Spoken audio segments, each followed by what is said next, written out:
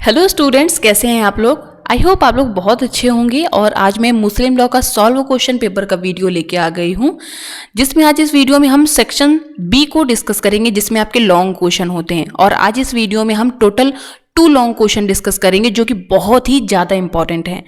ये दोनों क्वेश्चन आप अगर पढ़ लेते हो तो यकीन के साथ मैं कह सकती हूँ इनमें से दोनों में से कोई ना कोई क्वेश्चन आपके एग्जाम में एक लॉन्ग में आएगा और शॉर्ट में तो 100% आएगा कोई ना कोई क्वेश्चन। ठीक है, और यहाँ तक कि ये दोनों क्वेश्चन भी आ सकते हैं, क्योंकि ये जो दोनों क्वेश्चन है मैंने क्वेश्चन पेपर से ही लिया है। और इस वीडियो में हम देखेंगे कि इन क्वेश्चंस के आंसर हम कैसे लिख सकते हैं और क्या क्या नए नए तरीके हो सकते हैं जिनसे हम अपने आंसर को और अच्छा बना सकते हैं। क्योंकि आंसर तो सबको मालूम है और सब लोग आंसर लिखते भी हैं, लेकिन सबको बराबर मार्क्स नहीं मिलते हैं। डिपेंड करता है कि आपका प्रेजेंटेशन कैसा था, आपने अपने नॉलेज को कैसे प्रेजेंट किया। ठीक है, क्योंकि लिमिटेड टाइम होता है और लिमिटेड ही पेज में हमें आंसर लिखने होते हैं। ओके, तो चलिए बिना टाइम वेस्ट के हम पहले देखते हैं कि हमारा क्वेश्चन क्या है। पहला क्वेश्चन आपका है कि मुस्लिम विवाह की परिभाषा और उसके आवश्यक तत्व बताने हैं और उसकी प्रकृति का उल्लेख करना है। वैसे तो ये क्वेश्चन अलग अलग, इसमें एक ही क्वेश्चन में 2 क्वेश्चन हैं। ठीक है, आप पहले 1 मिनट रुको, हम पहले आपको क्वेश्चन पेपर ही दिखा दे रहे हैं। ठीक है, आइडिया उससे आपको और अच्छे से समझ में आएगा। इसमें आप लोग देखिए, ये क्वेश्चन पेपर आपका है और सेक्शन बी में जो क्वेश्चन पूछा गया था, तो पहला क्वेश्चन पूछा गया था कि मुस्लिम विधि के विभिन्न स्रोत बताना है। ये क्वेश्चन आप लोग पढ़ लेना, ये बहुत ज़्यादा इंपॉर्टेंट है। ठीक है, इसको मैंने सॉल्व नहीं कराया है। और तीसरा जो क्वेश्चन है, मुस्लिम विधि के प्रमुख संप्रदाय जो शिया और सुन्नी है, इनको अच्छे से पढ़ लेना। ठीक है, इनके बीच की डिफरेंस और काफ़ी कुछ आपको पढ़ना है। इनका कहाँ से ओरिजिन होता है, किसको सुन्नी संप्रदाय कहा जाता है, किसको शिया संप्रदाय कहा जाता है। ठीक है, और इसके बाद जो चौथा आपका क्वेश्चन था कि मुस्लिम विधि के अंतर्गत मान्य विवाह की आवश्यकताओं का वर्णन करना है। यानी मुस्लिम विधि में जो मुस्लिम विवाह की मान्य आवश्यकताएं हैं, जिनको शर्तें भी कहते हैं, उनको सिर्फ इसमें बताना है। ठीक है, और हमारा जो क्वेश्चन पेपर है, इसमें देखिए आप लोग, इसमें हमने प्रकृति का उल्लेख करिए, ये हमने अपनी तरफ से एक्स्ट्रा बता दिया है। हमने सोचा जब ये क्वेश्चन डिस्कस करा ही रहे थे तो इसमें ये भी आपको लिखवा दें, क्योंकि क्वेश्चन में आपके एग्जाम में क्वेश्चन इस तरीके से भी पूछा जाता है कि क्या मुस्लिम विवाह एक संविदा है या संस्कार है, इसको एक्सप्लेन करना होता है एग्जाम्पल के साथ, केस के साथ। ठीक है, तो ये आपका एक अलग से इंपॉर्टेंट क्वेश्चन है। तो इन दोनों को हम एक ही में समझाएंगे। और दूसरा आप क्वेश्चन देख सकते हो, इसमें क्या था, मेहर से आप क्या समझते हैं, इसके प्रकार बताइए। तो आज हम इन दोनों क्वेश्चन को इस वीडियो में डिस्कस करने वाले हैं। ठीक है, और ये आपका सेक्शन सी है। इसके जो क्वेश्चन है हम हमारा जो पार्ट 3 होगा वीडियो का, अलग वीडियो में डिस्कस करेंगे। ठीक है, क्योंकि ये लंबे क्वेश्चन है और मैं चाहती तो सारे क्वेश्चन को सॉल्व करके एक ही बार में आपको PDF इसका प्रोवाइड करा देती, लेकिन मुझे ऐसा लगता है कि अगर हम इनको डिस्कस भी करा देंगे तो शायद आपको ज़्यादा अच्छे से समझ में आ जाएगा, क्योंकि कुछ बच्चे हो सकता है इसी आंसर को फॉलो भी करें अपने एग्जाम में। ठीक है, तो अब हम इसका मेथड देख लेते हैं कि हम किस तरीके से अपने आंसर को प्रेजेंट करेंगे। तो जैसा कि मैं सभी वीडियो में बताती हूँ आपको कि हम जब भी कोई आंसर लिखेंगे तो उसकी स्टार्टिंग जो है हम इंट्रोडक्शन से लिखेंगे। हम उस क्वेश्चन का थोड़ा सा ब्रीफ में इंट्रोडक्शन देंगे और उसके बाद हम उसकी जो मेन बॉडी है वो स्टार्ट करेंगे। अब ये इंट्रोडक्शन आप बहुत ज़्यादा ना लिखना, 3 से 4 लाइन का लिख देना। ठीक है, जैसे मुस्लिम विधि के अंतर्गत विवाह जो है वो संभोग तथा संतान की वैधता प्रदान करने वाली संविदा माना जाता है। बस इतना हमने इसका इंट्रोडक्शन में लिखा है। अब इसके बाद एक लाइन लिखेंगे कि विभिन्न विद्वानों ने मुस्लिम विवाह को अपने शब्दों में परिभाषित किया है। आप चाहते तो यहाँ पर एक हेडिंग लिख सकते थे, मुस्लिम विवाह की परिभाषाएं, और उसके नीचे परिभाषाएं लिख सकते थे, लेकिन ऐसा ना लिख करके मैंने यहाँ पर ये लिख दिया, एक लाइन लिख दिया। अब इसके आगे इसकी डेफिनेशन लिख दी है। अब डेफिनेशन ये हिदाया की हमने लिखी, आप कुछ इस तरीके से भी डेफिनेशन लिख सकते हो, और एक दूसरा तरीका हम नीचे भी बताएंगे आप लोगों को। इसमें हिदाया ने क्या डिफाइन किया है, उन्होंने कहा है कि कानूनी शब्दावली में निकाह से एक ऐसी संविदा का बोध होता है जो संतानोत्पत्ति को वैधता प्रदान करने के उद्देश्य से की जाती है। ठीक है, ये हिदाया की डेफिनेशन है। अब इसको लर्न कर लेना। ठीक है, क्योंकि जो डेफिनेशन लिखी जाती हैं ये वर्ड टू वर्ड लिखी जाती है, मतलब हम इसमें अपनी लैंग्वेज नहीं ऐड कर सकते हैं। ठीक है, अब इसके बाद जो दूसरी डेफिनेशन है वो हम लिखेंगे न्यायमूर्ति महमूद की। इनकी क्या लिखेंगे डेफिनेशन, आगे लिख देंगे कि महमूद ने विवाह की विधिक परिभाषा निम्न शब्दों में दी है। ठीक है, आप ये जो लाइनें लिखते हो ना, इसका काफ़ी बड़ा प्रभाव पड़ता है एग्जामिनर के सामने। आप चाहो तो डायरेक्ट डेफिनेशन भी लिख सकते थे, लेकिन हम लोग जो अपनी लैंग्वेज में कि ये लाइन लिखते हैं, इसका बहुत अच्छा प्रभाव पड़ता है। और जो मिडल में आप इसकी डेफिनेशन देते हो तो इससे होता क्या है कि एग्जामिनर का जो सीधे ध्यान होता है वो आपकी डेफिनेशन में ही जाता है, और ऊपर से देखकर आप खुद इस कॉपी को देखकर बता सकते हो कि हाँ ये जिसने कॉपी लिखी है यानी उसको मालूम था काफ़ी कुछ। ठीक है, तो इस तरीके से आप समझ सकते हो कि आप सोचो कि आप अगर एग्जामिनर हो तो कैसे कॉपी एक्सपेक्ट करोगे कि नीट एंड क्लीन हो और जो भी उसमें मेन चीज़ हो वो हाईलाइट हो और ज़्यादा रामायण ना लिखी हो, मतलब खिचड़ी उसमें ना पकी हो, सब कुछ क्लियर हो और रेलेवेंट चीज़ें। ठीक है, इररेलेवेंट चीज़ें उसमें ऐड मत करना आप लोग। अब हम इसके बाद थोड़ा सा इसका कंक्लूजन लिख देंगे कि मुस्लिम विधि की जो उपर्युक्त परिभाषा हम लोगों ने बताई है उससे यह स्पष्ट होता है कि जो निकाह है यानी जो विवाह है वो एक संविदा है, संस्कार नहीं है, जबकि हिंदू विधि में विवाह को संस्कार माना गया है। अब यहाँ पे हमने हिंदू विधि, हिंदू विवाह और मुस्लिम विवाह में थोड़ा कंपैरिजन भी कर दिया है। अब उसके बाद इसका छोटा सा ब्रीफ में उद्देश्य लिख देंगे कि संभोग की वैधता और संतान को औरसता प्रदान करना इसका क्या है, उद्देश्य है। वैसे उद्देश्य पूछा नहीं गया आपसे, लेकिन अगर आप अपनी तरफ से थोड़ा सा ऐड कर देते हो तो उससे आपके आंसर को थोड़ा वेटेज मिल जाता है। अब हम इसके आवश्यक तत्व बताएंगे जो हमसे हमारे क्वेश्चन में पूछा गया है। अब आपको जो एक्सप्लेन करना है वो इस तरीके से लिख सकते हो। ये 4 आवश्यक तत्व हमने बताए हैं आपको, मतलब आप जो इस पेपर में आगे आंसर में लिखोगे तो उनको क्या कर सकते हो, इन चारों को पहले ब्रीफ में लिख दो, शॉर्ट में, कि एग्जामिनर एक ही जगह देख के आपके सारे पढ़ करके समझ जाएगा कि अच्छा ये आप लिखने वाले हो। ठीक है, बस आपका आगे क्या लिख रहे हो वो बिल्कुल नहीं पढ़ेगा एग्जामिनर, बस इतने से ही वो आइडिया लगा लेगा। तो हम इसको लिख देंगे कि विवाह के दोनों पक्षकारों की सक्षमता होनी चाहिए और दोनों पक्षकारों के अभिभावकों के द्वारा स्वतंत्र सहमति होनी चाहिए। मतलब अगर वो वयस्क हैं तो उनकी सहमति होगी, अगर वो अवयस्क हैं तो उनके अभिभावकों की स्वतंत्र सहमति होगी। फिर हम लिखेंगे कि विवाह संपन्न होने की कुछ औपचारिकताएं हैं जो पूर्ण करना जरूरी है दोनों पक्ष पार्टियों को। और चौथा जो है हमारा आवश्यक तत्व है वो ये है कि विधिक निषेधों का अभाव होना चाहिए, यानी कानून के द्वारा कुछ प्रतिबंध लगाए गए हैं, इन प्रतिबंधों का उल्लंघन नहीं किया जाना चाहिए। अगर इन प्रतिबंधों का कोई उल्लंघन करके विवाह करता है तो वो विवाह वैध नहीं होगा। ठीक है, इतना हम लोगों ने लिख दिया। अब हम इनको एक्सप्लेन कर देंगे, इनको अब जितना मर्जी चाहे आप एक्सप्लेन कर सकते हो। ठीक है, लेकिन फिर इतना भी एक्सप्लेन करने ना लग जाना कि आपको लगे अरे ये तो बड़ा आसान आंसर है, चलो इसको बहुत ज़्यादा लिख देते हैं। इससे क्या होगा कि आपको 15 नंबर का क्वेश्चन है तो एग्जामिनर 16 नंबर नहीं दे देगा, आपको 14 से नीचे ही रखेगा। ठीक है, तो इसके लिए आपको थोड़ा ध्यान रखना होगा कि कितने नंबर का क्वेश्चन है, हम उसमें कितने पेज का आंसर लिख सकते हैं। 15 नंबर का क्वेश्चन है तो आप 5 पेज से ज़्यादा ना लिखना, बहुत इच्छा हो रही है आप 5.5 कर दो। लेकिन अगर 20 नंबर का क्वेश्चन है तो वहाँ पर आप 7 पेज का भी लिख सकते हो, 7.5 भी कर सकते हो। ठीक है, अब हम इनको एक्सप्लेन कर देंगे कि पक्षकारों का सक्षम होना। सक्षम किसको कहा जाएगा, पक्षकारों को, किस पक्षकार को सक्षम माना जाएगा, जिन्होंने अपनी यौनावस्था को प्राप्त कर लिया हो, जो कि 15 वर्ष की होती है। और दूसरा क्या है, स्वस्थ मस्तिष्क वाला हो, साउंड माइंड का होना चाहिए। ठीक है, पागल वागल नहीं होना चाहिए।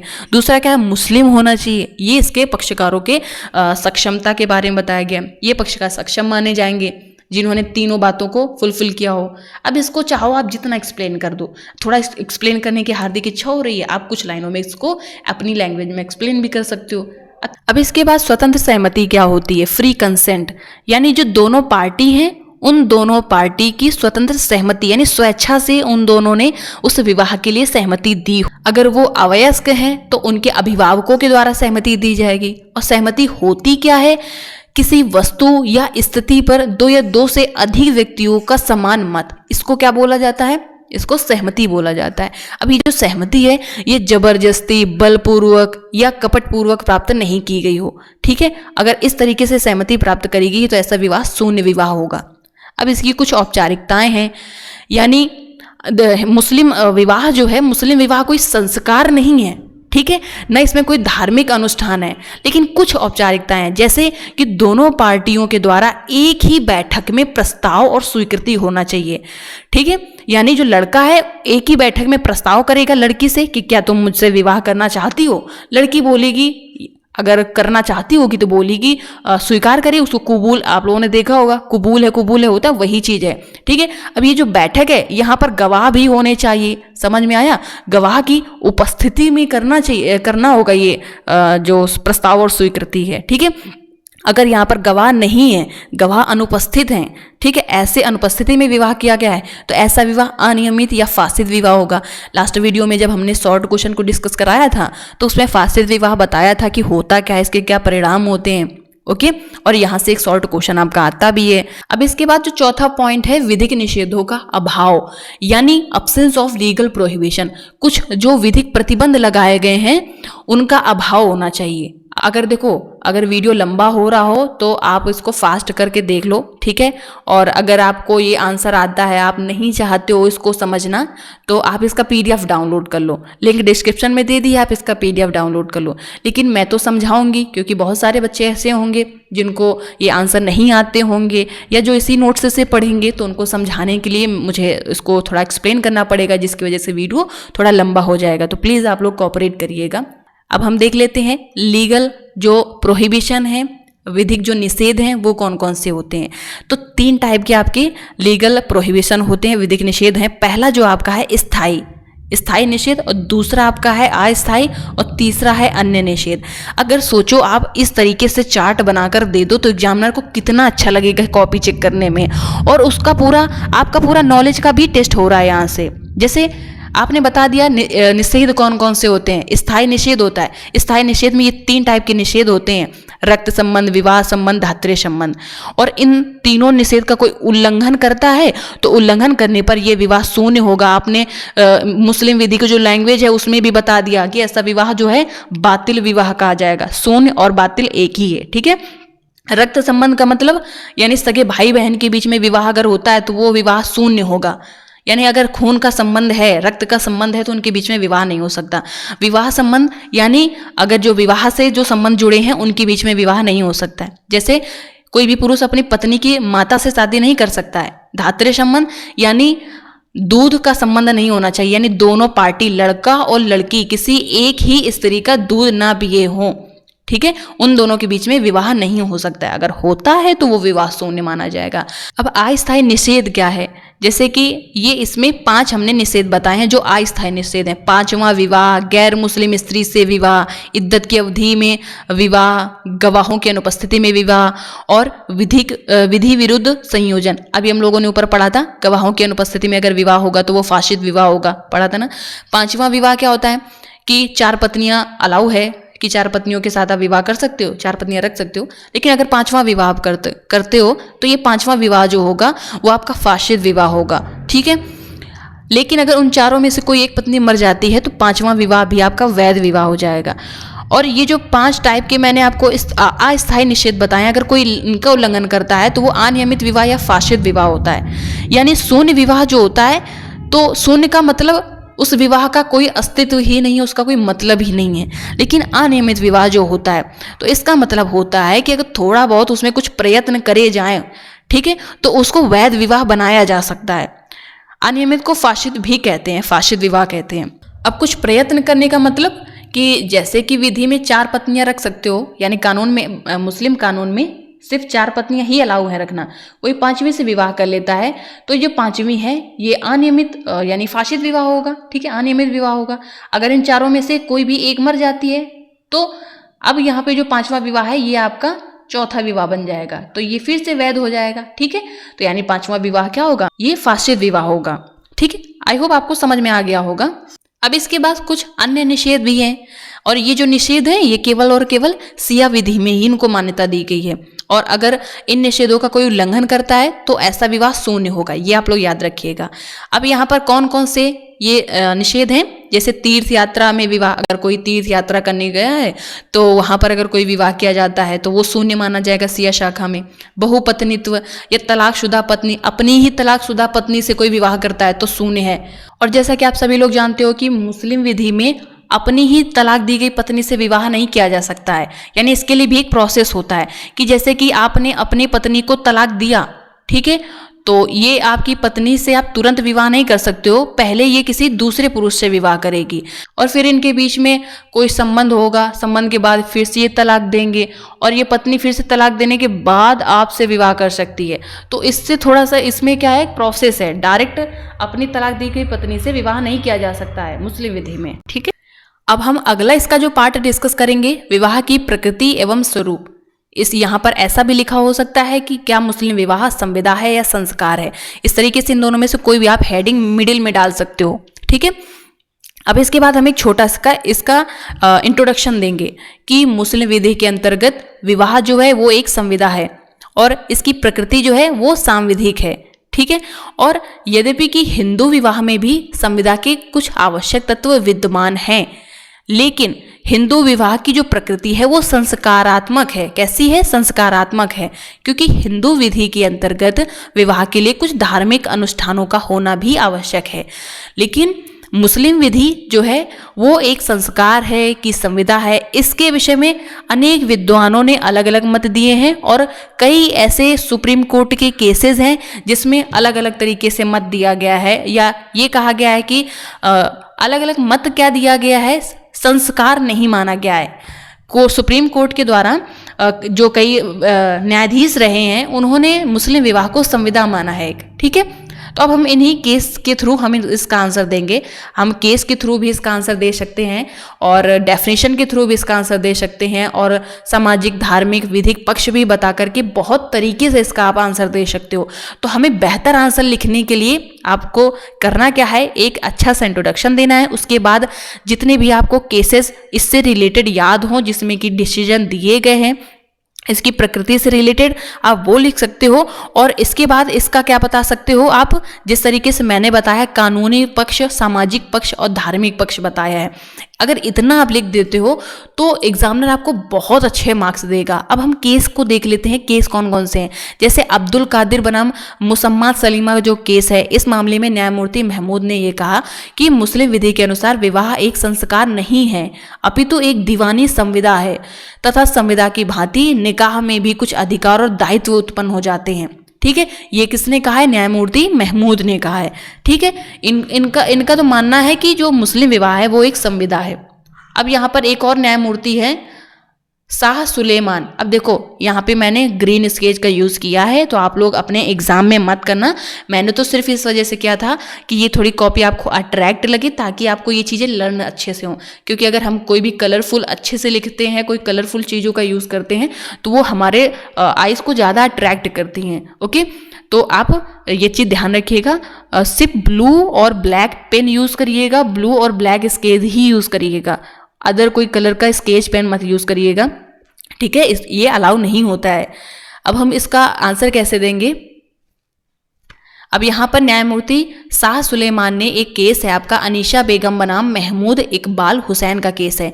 इस केस में इन्होंने क्या डेफिनेशन दी है, ये आपको इस तरीके से लिखनी है। निकाह केवल एक सभ्य संविदा ही नहीं बल्कि धार्मिक संस्कार है। अब देखो अलग अलग केस में अलग अलग बात बोली गई है। ऊपर वाला जो केस था न्यायमूर्ति महमूद ने कहा था कि ये एक दीवानी संविदा है और ये एक संस्कार नहीं है, लेकिन न्यायमूर्ति सुलेमान जो हैं इन्होंने इस केस में कहा है कि निकाह जो है केवल एक सभ्य संविदा ही नहीं है बल्कि धार्मिक संस्कार भी है।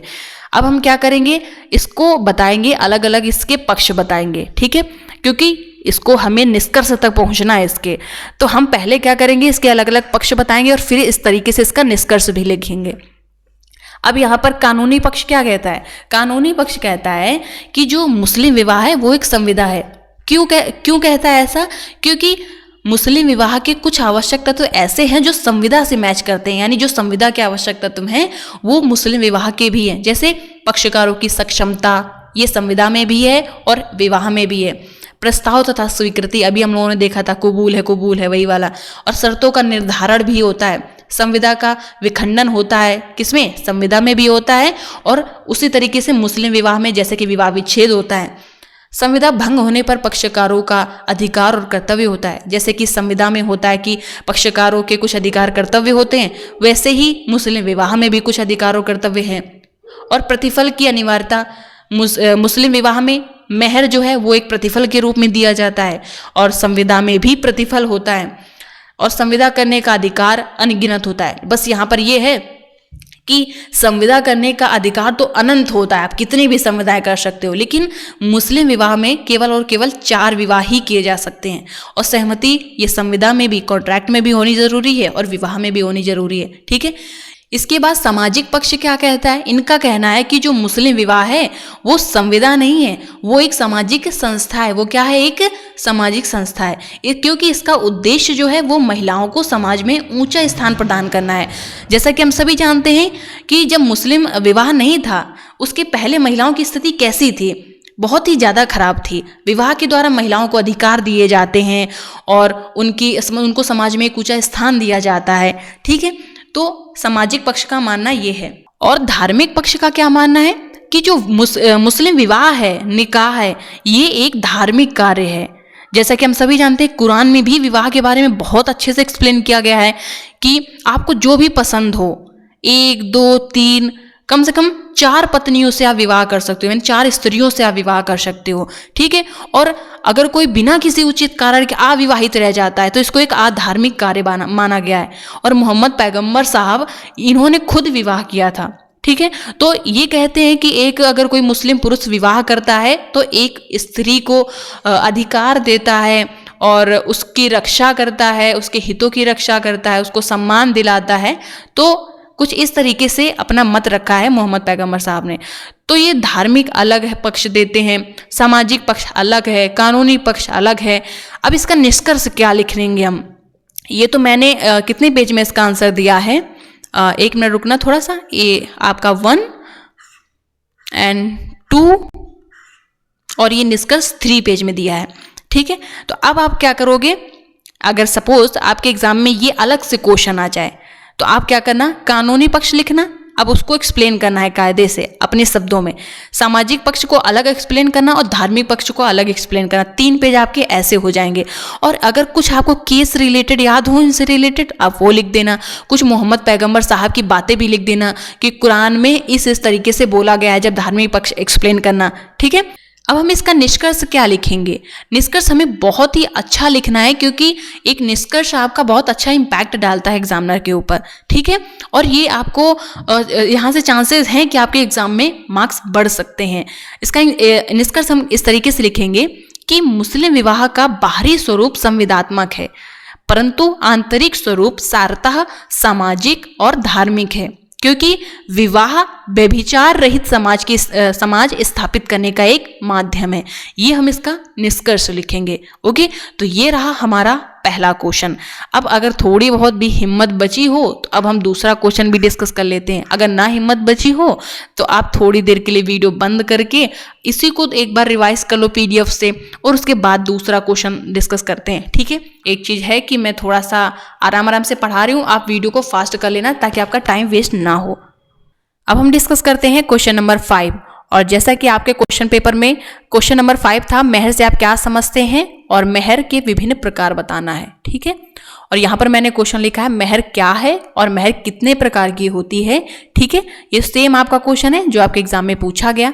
इसके आगे एक और मैंने क्वेश्चन ऐड किया है, ये भी आपके एग्जाम में शॉर्ट में ज़्यादातर पूछा जाता है और कभी कभी ये आपके लॉन्ग में भी ऐड होता है कि मेहर क्या है, और उस महिला विधवा के अधिकार बताना होता है जिसको मेहर का भी भुगतान नहीं हुआ है, जिसका पेमेंट अभी नहीं हुआ है मेहर का, उसके क्या अधिकार होते हैं।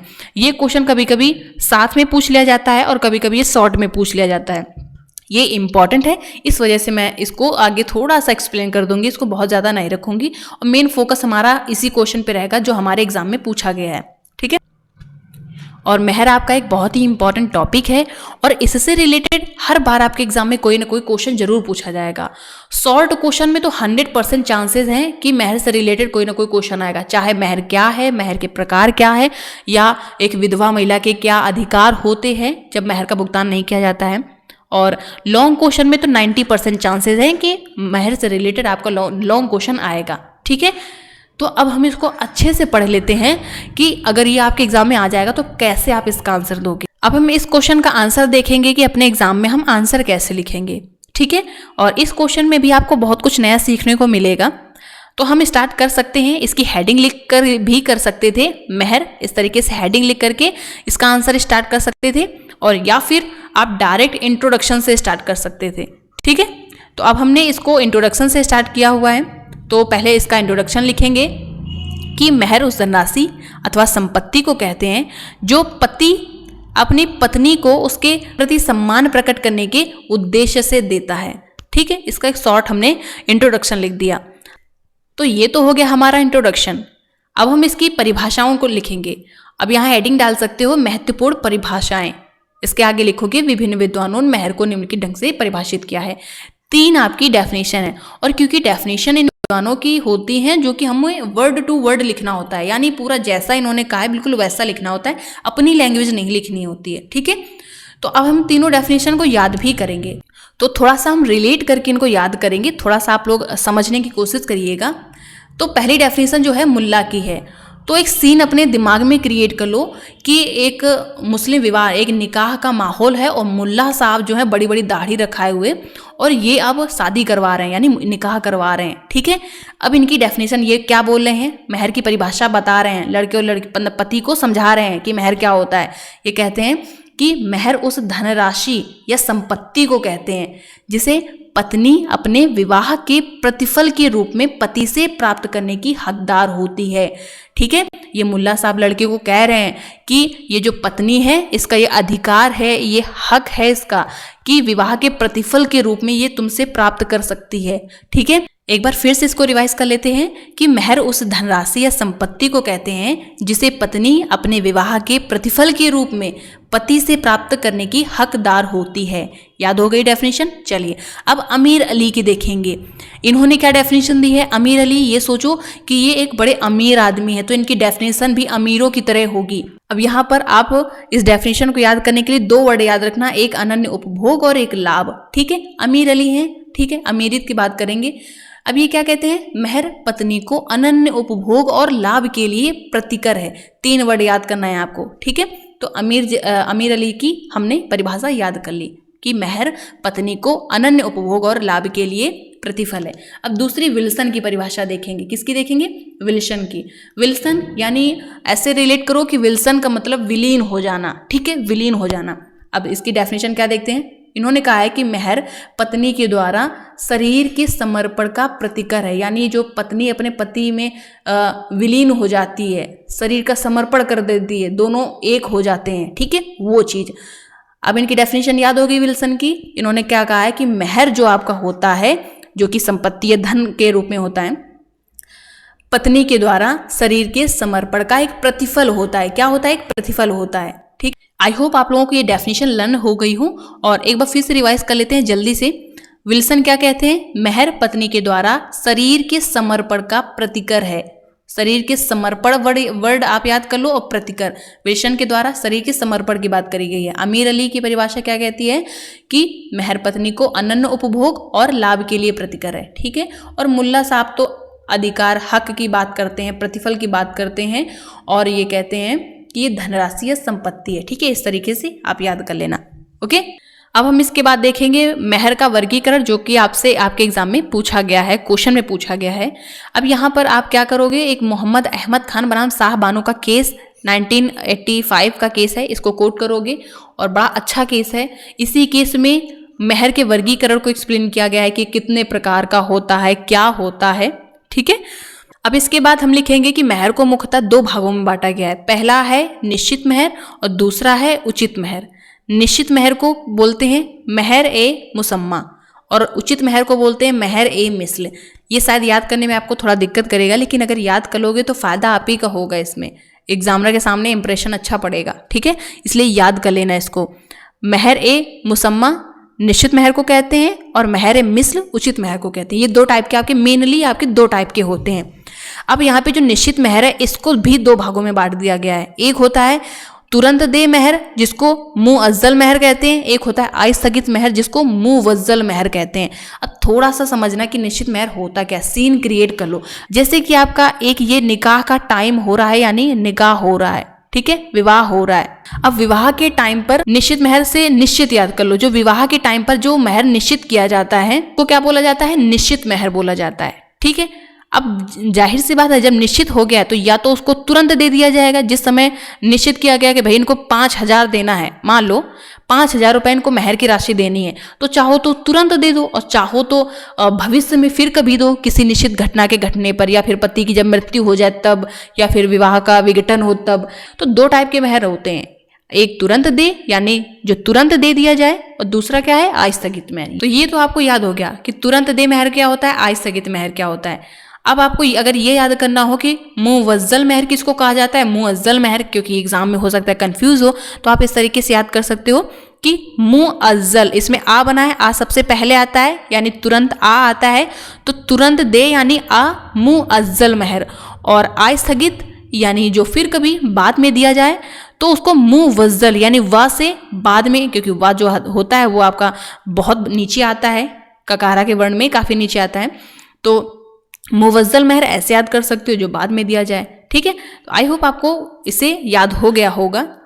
अब निश्चित मेहर को हम एक्सप्लेन कर देंगे, एक्सप्लेन करके लिखेंगे कि निश्चित मेहर होता क्या है। ऐसा मेहर जो विवाह के समय निश्चित किया जाता हो, अगर पक्षकार सक्षम है तो पक्षकारों के द्वारा निश्चित किया जाएगा, अगर पक्षकार जो है मतलब अवयस्क हैं तो उनके संरक्षक के द्वारा निश्चित किया जाएगा। ठीक है, अब ये दो टाइप का होता है, तुरंत दे मेहर होता है, आस्थगित मेहर होता है। तुरंत दे मेहर को आप एक्सप्लेन कर दोगे कि तुरंत दे मेहर यानी मुअज्जल मेहर ये क्या होता है, ये ऐसा मेहर होता है जो पत्नी की मांग पर तुरंत दे होता है, यानी अगर पत्नी मांग ले कि हमारा जो मेहर है वो हमें तुरंत चाहिए यानी विवाह के टाइम पर ही चाहिए, तो पति को तुरंत देना होता है। ठीक है, अब इसमें क्या होता है, पत्नी को कुछ अधिकार दिए जाते हैं, कुछ अधिकार प्राप्त हैं मुअज्जल मेहर में। कौन कौन से हैं, तत्काल अदायगी का एक अधिकार प्राप्त है कि अगर पत्नी मांग करती है तो पति को तुरंत उसको देना होगा। ठीक है, और अगर पत्नी चाहे तो उसके संरक्षक से भी वसूल कर सकती है, यानी लड़के के पिता से भी पत्नी मेहर वसूल कर सकती है। ठीक है, तो एक तो तत्काल अदायगी का अधिकार होता है स्त्री को। दूसरा अधिकार क्या होता है मुअज्जल मेहर में, साधारण ब्याज का, यानी पत्नी ने जैसे आज से मांगा कि हमें हमारा मेहर चाहिए और पति के द्वारा नहीं दिया गया, ठीक है, कुछ टाइम बाद जैसे फिर कुछ 10 दिन बाद या जितने दिन बाद भी, 10 महीने 2 महीने 2 साल जब भी दिया जाता है, तो जिस दिन उसने मांग करी थी उस दिन से लगा के जिस दिन दिया गया है इंटरेस्ट के साथ वो मेहर प्राप्त कर सकती है, इसका भी अधिकार दिया गया है। दूसरा है संभोग से इनकार करने का भी अधिकार है कि पत्नी अगर मांगती है अपने पति से कि मुझे अब मेरा मेहर चाहिए जो विवाह के टाइम पे निश्चित किया गया था, अगर पति उसको देने से इनकार कर देता है, ठीक है, तो पत्नी के पास अधिकार है कि उसको संभोग से इनकार कर दे। ठीक है, ये उसके पास एक अधिकार है। फिर इसके बाद बी नंबर है आपका मुवज्जल मेहर। ये क्या होता है, ये ऐसा मेहर होता है जो निश्चित तो विवाह के टाइम पर किया जाता है, लेकिन इसका पेमेंट जो है विवाह के टाइम पर नहीं होता है, भविष्य में होता है, यानी फ्यूचर में इसका आगे क्या होता है, पेमेंट होता है। ठीक है, जैसे कि जब पति की मृत्यु हो जाए या फिर डाइवोर्स हो उनका, फ्यूचर में अगर डाइवोर्स होता है तब उसका पेमेंट हो, या फिर कोई उनके द्वारा कोई घटना निश्चित कर दी जाती है कि जब ये घटना हो जाएगी या ये घटना घट जाएगी तब ये पेमेंट किया जाएगा। ठीक है, तो ये क्या होता है आपका मुवज्जल मेहर होता है, व से बाद में आने वाला मेहर याद रखना, यानी जो मुवज्जल मेहर होता है ये काफी, इसका अमाउंट जो होता है काफी ज्यादा होता है। अब कुछ और इंपॉर्टेंट बातें हैं जो कि आपको याद रखनी है, जैसे कि विवाह के भंग होने पर अदायगी होती है, यानी जो मुवज्जल मेहर होता है इसका जो पेमेंट होता है विवाह के भंग होने पर ही होता है, उसके पहले नहीं किया जा सकता है।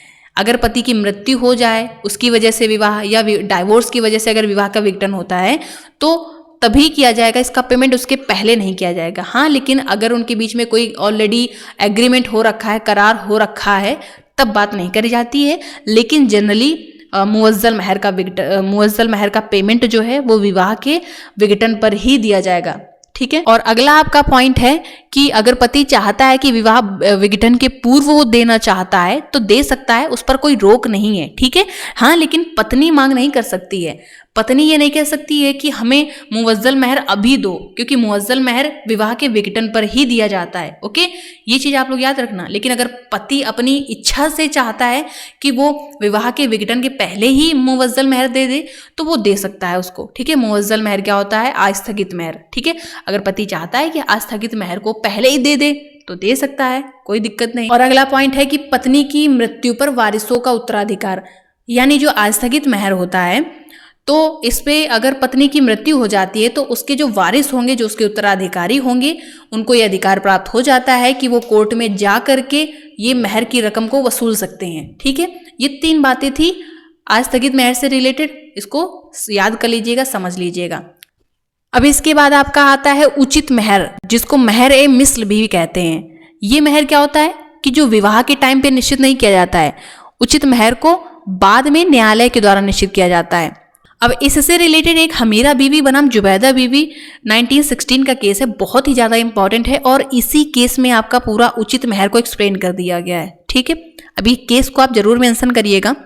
इसमें क्या कहा गया कोर्ट में, ये कोर्ट में कहा गया है कि जब विवाह के टाइम पे मेहर निश्चित नहीं किया जाता है तो वहां पर वो मेहर कानून के द्वारा निश्चित किया जाता है, यानी न्यायालय के द्वारा निश्चित किया जाता है। अब जैसा कि सभी को पता है कि शिया और सुन्नी दो मुस्लिम विधि में संप्रदाय हैं, तो सुन्नी विधि में ये निश्चित नहीं किया गया है कि अधिकतम कितना मेहर निश्चित किया जाएगा, यानी अधिकतम सीमा नहीं बताई गई है कितना एक पति को मेहर देने के लिए बाध्य किया जा सकता है, लेकिन न्यूनतम बताया गया है 10 दिरहम न्यूनतम है। ठीक है, और शिया संप्रदाय में अधिकतम बता दिया गया है 500 दिरहम तक की अधिकतम राशि देने के लिए पति को बाध्य किया जा सकता है। ठीक है, यानी न्यायालय पति को अधिकतम 500 दिरहम तक कह सकता है मेहर की राशि भुगतान करने के लिए। अब यहाँ पर आपको ध्यान रखना है कि हालांकि ये जो उचित मेहर है आपका, इसकी धनराशि को निश्चित करने का न्यायालय को विवेकाधिकार प्राप्त है, यानी विवेक के अनुसार न्यायालय सोच सकता है कि हाँ इनको कितनी हम जो उसका पति है तो कितनी कह सकते हैं कि आप अपनी पत्नी को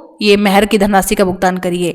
ठीक है, ये उसको विवेक का अधिकार है, लेकिन न्यायालय फिर भी उचित मेहर का निर्धारण करते टाइम कुछ बातों को ध्यान रखेगा। जो ये बातें लिखी हुई हैं इन बातों को ध्यान रखेगा, जैसे कि पत्नी की व्यक्तिगत योग्यता क्या है और उसके पति का आर्थिक स्तर क्या है। अब फॉर एग्जाम्पल जैसे पति 1-2 हज़ार की नौकरी कर रहा है नॉर्मल सी, वो अपना खुद का गुजारा बसर नहीं कर पा रहा है, अब कोर्ट वहां पर मतलब काफ़ी ज़्यादा अमाउंट रख दे कि अब आपको इतना अपनी पत्नी को मेहर देना है, वो भी सही नहीं है। तो यहाँ पर न्यायालय को ये भी देखना होगा कि इसके पति का आर्थिक स्तर क्या है, उसके बाद पत्नी के पिता का सामाजिक स्तर क्या है और पत्नी के परिवार में क्या प्रचलित रीति रिवाज है, किस तरीके से महिलाओं को वहाँ पे दिया जाता है। ठीक है, और पत्नी के पिता पक्ष यानी जो उसके पिता के यहाँ वहाँ स्त्रियों, उसकी मम्मी और बाकी जो वहाँ की जो स्त्रियां हैं उनको कितना मेहर दिया जाता है। ठीक है, उन सभी के एग्जाम्पल देखेगा कोर्ट। इन सबको देखने के बाद ही कोर्ट उसके मेहर की राशि निश्चित करेगा। ठीक है, अब ये तो हो गया हमारा उचित मेहर। ठीक है, अब इसका लास्ट में आप निष्कर्ष भी लिख सकते हो। निष्कर्ष क्या होता है, जो कुछ आपने इसमें लिखा है उसका एक निष्कर्ष में निचोड़ पूरा लिख सकते हो कि मेहर क्या होता है। ये एक संपत्ति ही तो है, एक धन के रूप में होता है और ये एक प्रतिफल के रूप में महिला का एक अधिकार है अपने पति से प्राप्त करने का।